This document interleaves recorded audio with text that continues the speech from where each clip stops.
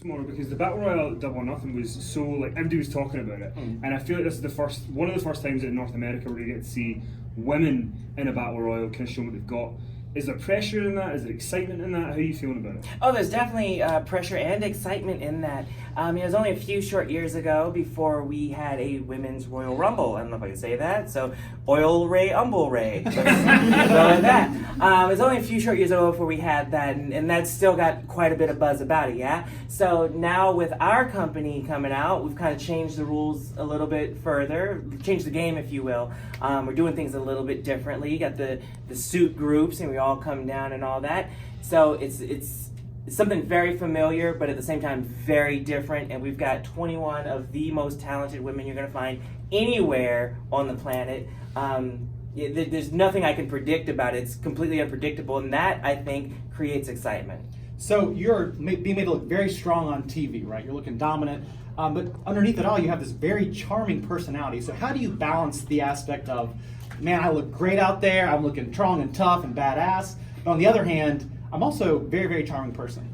Am I? I don't know. I'm just myself. I'm just myself. Like, what you see is what you get with me. I don't think it's so much a balancing act so much as it is focused, you know? When I get out there, when I get in the ring, that's work time. You know, you guys are the same way. You're one person outside of work, you're one person at work. My workspace is a little bit more violent, a little bit more chaotic, so I focus a little differently. Nyla, who are some of your influences in the business?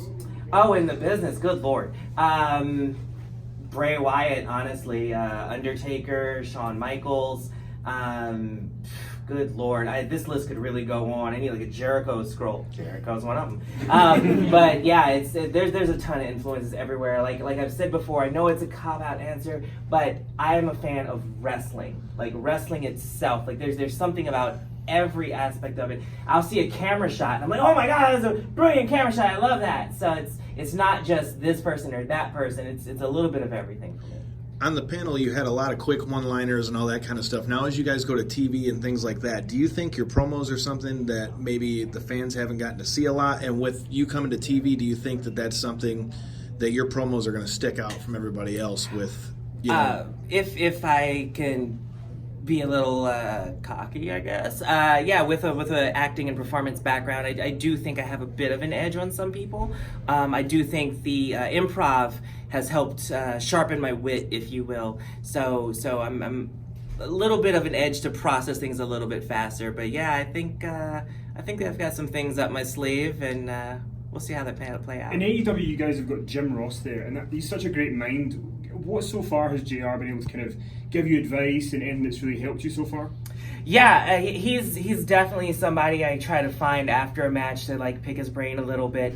Without giving too much away, he's kind of reaffirmed me and let me know that I'm on the right track. You alluded earlier to kind of the big milestones in women's wrestling in recent years, including the Women's Royal Rumble, if we can say that. For you going into 2020, 2021, what are the big milestones you see ahead of All Elite Wrestling, but really women in wrestling, and where you want to help take the business? Good Lord, what a question. I would love to be the first women's champion in AEW. I would love to represent the business, represent a new kind of woman at the forefront of entertainment and media, in all honesty. I would love to do a little bit of crossovers. You know, we're going to be on TNT. They've got some great television shows on TNT. If we could get some of our talent, you know, a little bit of a talent share, if you will. Selfishly, if I could guest appear on some shows. You know, I used to see Haku on, like, what show is that? Like, way back when? Whatever. But, doing things like that, I think, would be a great way to bring in the casual fan, if you will. And with our product structured the way that it is, I think once they get eyes on it, they'll be hooked. Is there a TNT show you want to star on or guest star on that you can think of? So you mentioned in the panel some of the people that you're looking forward to facing AEW. What are your thoughts on a match with yourself and Awesome Kong? I've said it before and I've said it again. I want that. I'm petitioning AEW behind the scenes. I'm pestering the office. not just for revenge or retribution, but just selfishly, Just I to want test that. yourself. Just to test myself, that's right. We did shows in the UK with Kong last week, and she talked about you, and she mentioned about how she's going to be working backstage, and that she wants to give back to the business, and she sees you as someone, she sees a lot of herself in you. Is that something she's kind of expressed to you, and do you, what do you kind of feel when you hear things like that? I have heard that, and that is very humbling.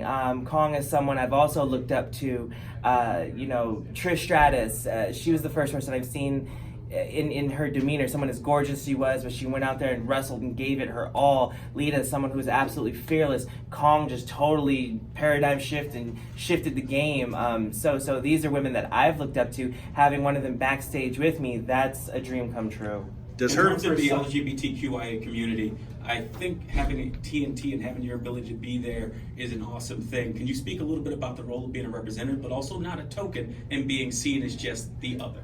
I think it's just that. The way everything has been approached and whatever word I'm looking for, kind of put out there, it's not been about being a token and like, hey, check out the black trans woman we got. It's just kind of been like, hey, check out Nyla Rose. Oh, right, this is also what's going on with her. And I think that's a huge deal, and I think that's what hasn't turned people off from the whole thing. Let me grab this, guys. We're trying to ask a question for like 19 minutes. When you were first signed with AEW, you were positioned as the powerhouse in the women's division. Now with Awesome Kong and Aja Kong in the division, where does that put you, and how do you stand out from that? I think I stand out a little bit. I have a martial arts background. My power level's over 9,000, and I kind of paced myself a little bit in some of the other matches. Call it a rookie mistake, call it what you will, whatever. I took my time. I'm new to this stage of the game. It took my time to kind of get the lay of the land. Not going to make that same mistake again. I can move a little bit faster than I let on, and I got some more agility than I may have alluded to. So I think I've got some things up my sleeve that is going to shock everybody. What disciplines did you train in, and how do you think your martial arts background will serve you in AEW? I think it's going to serve me very well because I studied Taekwondo, which, as most people know, is majority legs, and I've got these big old tree trunks, and I'll kick a hole in someone's chest. As a woman in wrestling right now, you can say that there was a while where it seemed like women were taking a huge stage, taking titles that predominantly men owned, and then it took a huge regression again. But it seems like it's time for that kind of call-up. In AEW, are you hoping to possibly take over a title that has once been said it's possibly for predominantly men? It's hard to answer that question because I don't know what all of our titles are going to be. Quite frankly. If we're following the standard structure of professional wrestling, we have the world title, the heavyweight title, the main event, whatever. You have a mid-card title, get your tag titles, yeah. But any and all opportunities, I definitely welcome them. Kind of to touch on something a little bit, subconsciously, we've kind of been taught as an audience that women's wrestling is a secondary thing, usually called a special attraction match or this, that, and the other throughout time. Well, now we're seeing that shift where the focus is being put on women's wrestling, and it's no longer a special attraction, it's just wrestling. It's just different match type, different competitors and all that. So I think there will come a time when women athletes are competing for your, intermittent title or your just straight up tag team titles, if you will. Two more guys. With AEW coming out, and a lot of fans are looking at them and seeing a possible another wrestling war like what happened in the 90s with that other company. Specifically looking at the women's division, what do you think that AEW is going to do with their women's division to set them apart from the competition and the other so-called women's revolution that's happening at that other company as well? In my opinion, totally my opinion, I think the big key factor is that women's wrestling has been a focus from the ground up. I've said this before. You build a house, you got to lay down a strong foundation. Women's wrestling hasn't been an afterthought in AEW. We don't even consider it women's wrestling. It's just, like I said, wrestling. It's just the women's division. But it's a part of the foundation. So we're building that strong foundation with all the talent we have with the women's roster. That's only going to carry over throughout the remainder of the product, and I think it's going to make the overall product that much stronger. Last one.